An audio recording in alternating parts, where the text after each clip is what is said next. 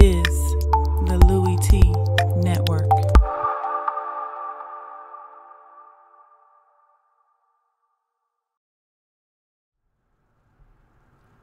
Who else could it be? Me, your man, Louie T. Welcome to the 2018 Coaching Carousel here on the Louie T Network. I'm your man, of course, Louie T. Thank you for joining me. Black Monday has come and gone. Some coaches are gone with Black Monday. Others have found a way to stick around. Nonetheless, we're going to talk about all the teams affected by the coaching carousel known as Black Monday in the National Football League.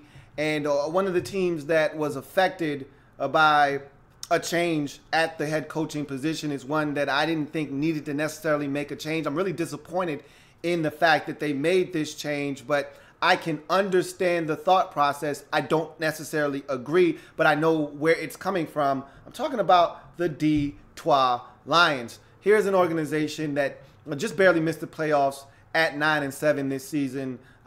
Started off like gangbusters at 3-1. We're playing outstanding football. And hell, after the demolition of the Green Bay Packers on the road on a Monday night without Aaron Rodgers, this team looked polished and ready to go as not only an NFC North contender, but a team that could get into the postseason and do damage in the NFC conference as a whole.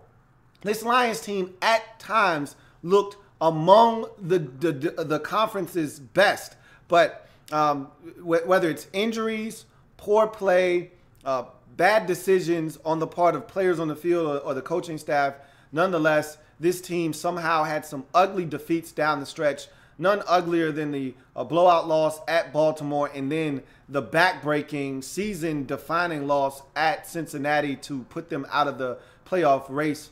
That was the one that probably got Caldwell fired. And that's one you just can't afford to have. You can't go to a lifeless Cincinnati Bengals team that had two ugly losses in their last two home games and lose to them when it looked like they had packed it in for the season. That's just one that you can't stomach there. Got to find a way to win that game. You didn't, and it cost you a chance to go to the postseason. Nonetheless, this is a Lions football team that you look at, and I felt like they had opportunities this year. The loss on Thanksgiving at home versus Minnesota to win that game and really challenge the Vikings in that division. With no Rodgers, this was the year to do it. I mean, how often is it that this Lions team is going to sweep the Green Bay Packers? It's not going to happen very often. You'd already beaten Minnesota in Minnesota. You had every opportunity to sweep them. You could have won all of your games in the division and really given the Vikings a run for their money. Instead, the season kind of went south. Again, is Jim Caldwell to blame for some of that? Absolutely. But was he the sole blame for the demise of this Lions team this season? I don't believe so. As a matter of fact, he's been one of the few coaches that have kept this Lions organization relevant in the last decade and a half in Detroit. They've had trouble finding good head coaches that have kept this team relevant in the NFL eye. And Caldwell did that. They didn't necessarily go to the postseason every year, but they were knocking on the door. They went twice while he was in Detroit. I hate the fact that you give the man an extension this season only to turn around and revoke that and say you're fired. I hate the fact that you thought he was the man 2.5 months ago, and now all of a sudden he's not the man, and it's time for you to make the switch. This team didn't quit on him. Obviously, you saw how they finished up the season despite the loss at Cincinnati. This is a team that finished up the season strong. So this wasn't a matter of had he lost the team, was the message not getting through. To me, this was a simple case of new general manager and Bob Quinn, who came on board last year, saying, look, this isn't my guy. And I get it. I understand the want, the necessity as a general manager to go and get your guy. It's one thing when you come in as a general manager and inherit a coach to say, all right, I'm going to give this guy, because maybe you didn't have a choice. When you came in, you took the job knowing that this guy wasn't going anywhere and that you were going to have to make do with what you got. But as a general manager in this league, when you get a job and a head coach is already in place, you tolerate that coach. you don't necessarily want that guy around. You tolerate him because you didn't have a choice. You didn't have a say in the matter. When you came, he was already there. You had to deal with it. But when you get the first opportunity, and as you saw, he got the first opportunity, the first crack in the Lions' armor this season, he had a chance to get rid of Jim Caldwell, and he didn't hesitate. Did Bob Quinn. And look, I'm not going to kill him for making this decision. I don't agree with the decision. I understand it. Doesn't mean I have to agree with it, but I understand his position. If I'm going down as a GM, I'm going down swinging with my guy. And that's what Bob Quinn essentially said with the firing of Jim Caldwell. I don't think that this was a situation where Caldwell couldn't get him over the top or Caldwell couldn't win big games. He's been screwed in some games. That Cowboys playoff game comes to mind a few years back. Nonetheless, bottom line is Bob Quinn wanted to hire his guy. And he's going to get an opportunity to do so. And he better make the right decision, or this could be his legacy in Detroit.